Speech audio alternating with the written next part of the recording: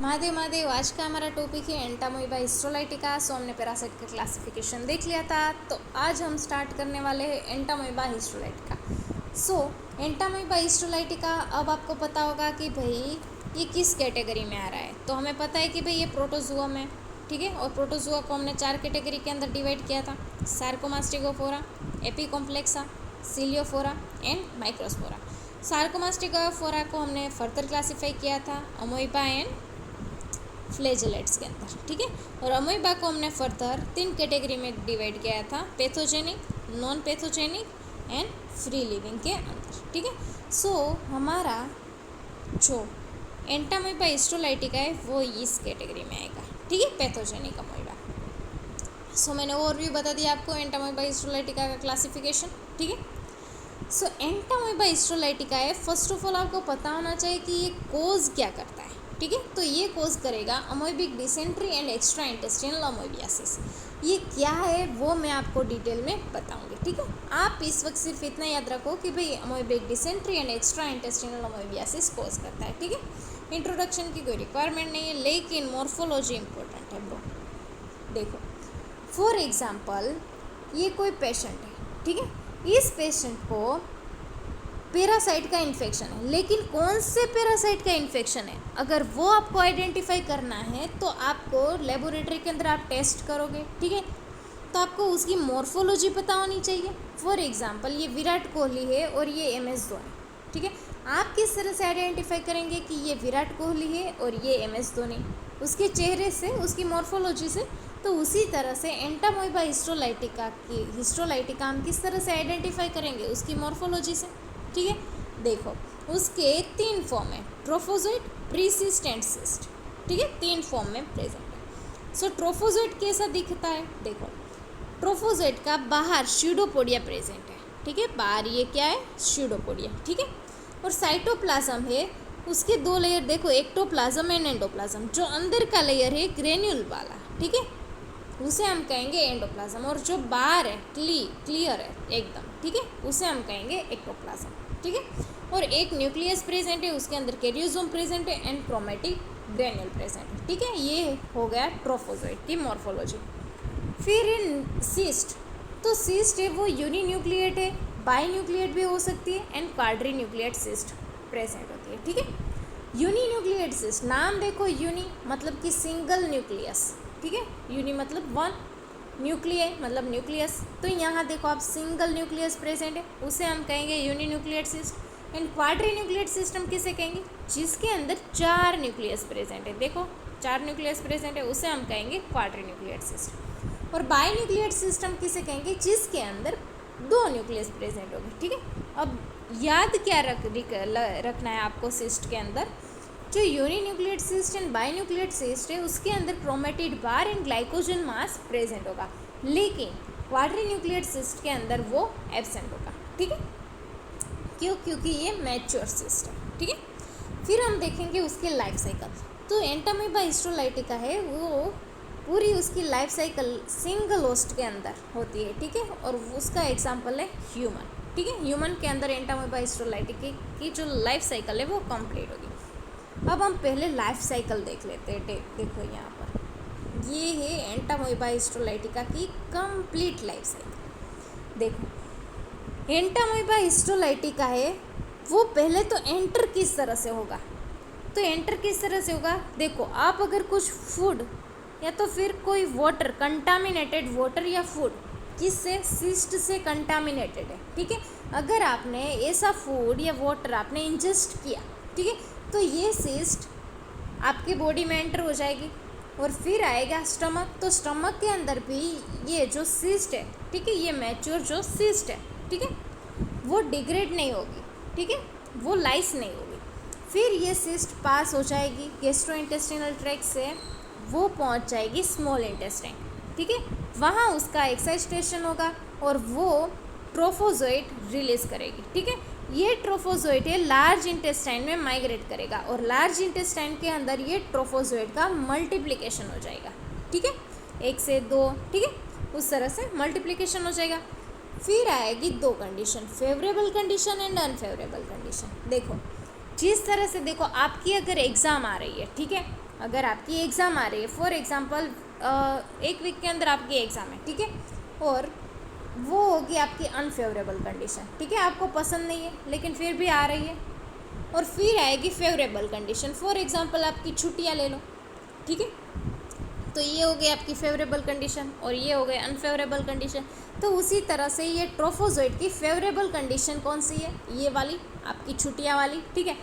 तो favourable condition के अंदर वो क्या करेंगे, वो जो इंटेस्टाइन है, लार्ज इंटेस्टाइन है, ठीक है, उसका जो लेयर है, हमें पता है कि भाई ये इंटेस्टाइन है, तो उसका लेयर है म्यूकोसा, सब म्यूकोसा, 4 लेयर प्रेजेंट है, पता है। तो जो फेवरेबल कंडीशन होगी तब ये ट्रोफोजोइट है वो इन्वेट कर जाएगा लार्ज इंटेस्टाइन में, और वो क्रिएट करेगा अल्सर। क्या क्रिएट करेगा, अल्सर, और वो भी टिपिकल शेप, मतलब कि फ्लास्क शेप्ड अल्सर क्रिएट करेगा। जब फेवरेबल कंडीशन होगी ट्रोफोजोइट इन्वेट कर जाएंगे इंटेस्टाइन के अंदर, और वो कोज करेगा, क्या करेगा, फ्लास्क शेप्ड अल्सर कोज करेगा, ठीक है। और ये फ्लास्क शेप्ड अल्सर क्या करेगा, एमोइबिक डिसेंट्री जो हम कह रहे हैं, ठीक है। तो डिसेंट्री का मतलब क्या है कि भाई डायरिया हुआ है प्लस ब्लडी डायरिया हो, उसे हम कहेंगे डिसेंट्री, ठीक है। तो वो कब होगा कि जब फेवरेबल कंडीशन होगी, ट्रोफोजोइट इन्वेट कर जाएंगे लार्ज इंटेस्टाइन में, वो क्या करेंगे, अल्सर क्रिएट करेंगे, ठीक है, उसे हम कहेंगे, और वो डायरिया प्लस ब्लड, मतलब ब्लडी डायरिया होगा, उसे हम कहेंगे अमोइबिक डिसेंट्री, ठीक है। फिर क्या होगा कि भाई ये invasive infection through the blood stream and infecting site such is liver, brain and lung, वो अदर ऑर्गन है उसको भी इन्फेक्ट करेगा, ठीक है। ये हो गई फेवरेबल कंडीशन। अनफेवरेबल कंडीशन में क्या होगा, उसका हो जाएगा अनसिस्टेशन, और वो immature cyst and mature cyst के अंदर कन्वर्ट हो जाएगी, और मतलब कि स्टूल के अंदर ये पास हो जाएगी, ठीक है।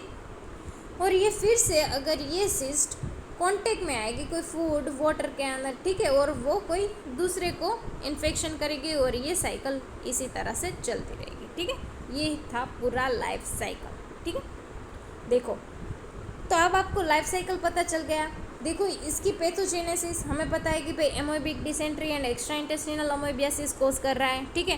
तो अमोइबिक डिसेंट्री यहाँ आपको याद रखना है कि भाई टिपिकल फ्लास्क शेप्ड अल्सर करेगा, ठीक है। और एक्स्ट्रा इंटेस्टिनल अमोइबियासिस में क्या होगा कि भाई लीवर, मोस्टली जनरली लीवर है वो अफेक्ट होगा, ठीक है। और यहाँ जो लीवर है उसका एब्सेस हो जाएगा, और यहाँ रेड ब्राउन इंक्विशोस अपीयरेंस आपको देखने को मिलेगा, ठीक है। एक्स्ट्रा इंटेस्टिनल अमोइबियासिस के अंदर amoeba then invade the large intestinal wall and migrate extra intestinal site, ठीक है, most common liver. The pus of liver abscess is characteristic red brown incavitous appearance आपको देखने को मिलेगा, ठीक है। फिर आपको डायग्नोस किस तरह से करेगी भाई एंटामोइबा हिस्टोलाइटिका को, ठीक है। तो आपको क्या करना है, स्पेसिमेन आप कौन सा लोगे, स्टूल स्पेसिमेन लेना है, ठीक है। उसकी माइक्रोस्कोपी आप करो, saline mount and iodine mount. तो सलाइन माउंट आपको पता है आपको क्या करना है, आपको फॉर एग्जाम्पल ये क्या है, स्लाइड है, ठीक है। आपको 1 ड्रॉप लेना है नॉर्मल सलाइन, और उसके अंदर आपको स्टूल सैंपल है वो मिक्स करना है, और उसके ऊपर कवर स्लिप लगा के आपको माइक्रोस्कोपी करनी है, ठीक है। फिर है आयोडीन माउंट। आपको क्या करना है, आयोडीन माउंट के अंदर एक ग्लास स्लाइड लेनी है, आयोडीन का 1 ड्रॉप लेना है, और उसके अंदर आपको स्टूल का मतलब स्मॉल अमाउंट स्टूल, ठीक है, मिक्स करना है, और उसको कवर स्लिप लगा के आपको ऑब्जर्व करना है, ठीक है। सलाइन माउंट के अंदर आपको ऑब्जर्व होगा ट्रोफोजोइट, लेकिन आयोडीन माउंट के अंदर ट्रोफोजोइट आपको नहीं देखने को मिलेगा। क्यों, क्योंकि आयोडीन है वो, आयोडीन के अंदर ये ट्रोफोजोइट है वो लिविंग फॉर्म में होगा, लेकिन आयोडीन माउंट में वो लिविंग फॉर्म में नहीं रहेगा, ठीक है। इसीलिए सलाइन माउंट में आपको ट्रोफोजोइट ऑब्जर्व होगा, आयोडीन माउंट में आपको सिस्ट ऑब्जर्व हो सकती है। स्टूल कंसंट्रेशन, देखो आपको कॉन्सेंट्रेशन की क्यों रिक्वायरमेंट है, देखो जब स्टूल पास आउट होगा तो उसके अंदर ये ट्रोफोजोइट सिस्ट फॉर्म, प्रीसिस्ट फॉर्म जो प्रेजेंट है, ठीक है, उसका अमाउंट कम होगा। तो अगर स्टूल कॉन्सेंट्रेशन आप मेथड यूज़ करते हो तो आपको इजीली पता चलेगा, ठीक है। लेकिन यहाँ फॉर्मेलिन ईथर सेडिमेंटेशन मेथड लिखिए। तो आप स्टूल कॉन्सेंट्रेशन मेथड किस तरह से परफॉर्म करेंगे, आपको क्या करना है कि ये फॉर्मेलिन ईथर है, ठीक है, वो आपको लेना है। उसके अंदर आपको क्या करना है, स्टूल सैंपल लेना है और मिक्स करना है, उसको सेंट्रीफ्यूज करना है, फिर उसको जो सुपरनेटेंट है, ठीक है, वो आपको कर देना है डिस्कार्ड। और जो भी ये पेलेट बचता है, ठीक है, उसमें से उसका 1 ड्रॉप आपको लेना है एक ग्लास स्लाइड के अंदर और ऊपर कवर स्लिप रख देनी है और आपको ऑब्जर्व करना है, ठीक है। तो ये हो गई स्टूल कॉन्सेंट्रेशन। फिर है हिस्टोलॉजी मेथड, फिर है स्टूल कल्चर मेथड। हिस्टोलॉजी में आप बायोप्सी ले लो, कल्चर में आप फिलिप्स मीडिया है एंड रॉबिन्सन मीडिया है, ठीक है, आप ले सकते हो कल्चर के लिए। फिर है सीरोलॉजी। तो सीरोलॉजी में क्या करते हो आप, एंटीजन या एंटीबॉडी का डिटेक्शन। तो एंटीजन कौन सा आप डिटेक्ट करोगे, ठीक है। आप अलाइसा, आप पता ही है आपको, एंजाइम लिंक्ड इम्यूनोसॉर्बेंटेस है, is available to detect 170 kilo dalton lectin antigen in serum, ठीक है। एंटामोइबा हिस्टोलाइटिका का इन्फेक्शन है, ठीक है, उसके अंदर कौन सा एंटीजन है, 170 kilo dalton lectin antigen in serum जो प्रेजेंट है वो उसको हम डिटेक्ट करेंगे, ठीक है। अगर ये डिटेक्ट होता है तो हमें पता चल जाएगा कि भाई ये उसका एक्टिव इन्फेक्शन है, ठीक है। फिर है हमारा एंटीबॉडी डिटेक्शन।